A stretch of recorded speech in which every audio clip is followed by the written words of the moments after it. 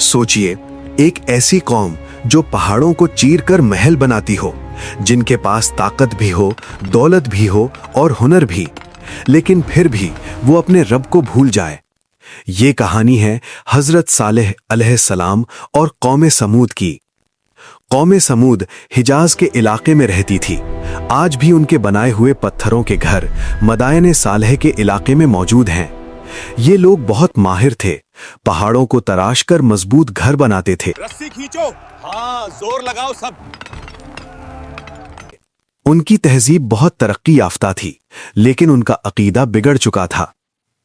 वो बुत परस्ती में डूब चुके थे और अपनी ताकत पर घमंड करते थे।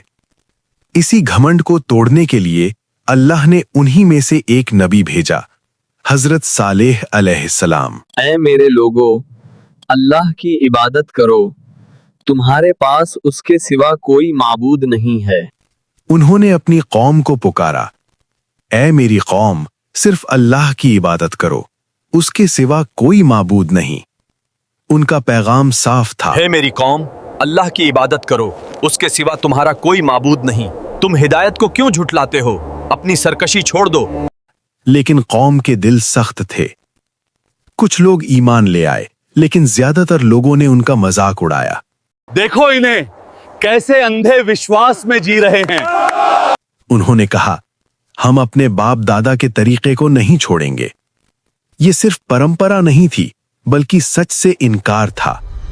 फिर उन्होंने हजरत सालेह अलैहिस्सलाम से एक अजीब मांग की। उन्होंने कहा, अगर तू सच्चा नाबी है तो निकल इस पत्थर से अपनी ओतनी। हाँ, दिखा अपना मौजज़ा। ये नामुमकिन सी बात थी, लेकिन अल्लाह के लिए कुछ भी मुश्किल नहीं।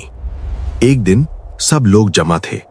हजरत सालेह अलैहिस्सलाम ने दुआ की और फिर वो पत्थर हिलने लगा। उसमें दरार पड़ी और धीरे धीरे उसमें से एक बड़ी जिंदा ऊंटनी बाहर आई, जिंदा, तंदुरुस्त और मुकम्मल। लोग हैरान रह गए।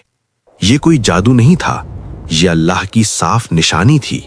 हजरत सालेह अलैहिस्सलाम ने कहा, ये अल्लाह की ऊंटनी है, इसे नुकसान मत पहुंचाना, ये तुम्हारे लिए इम्तिहान है।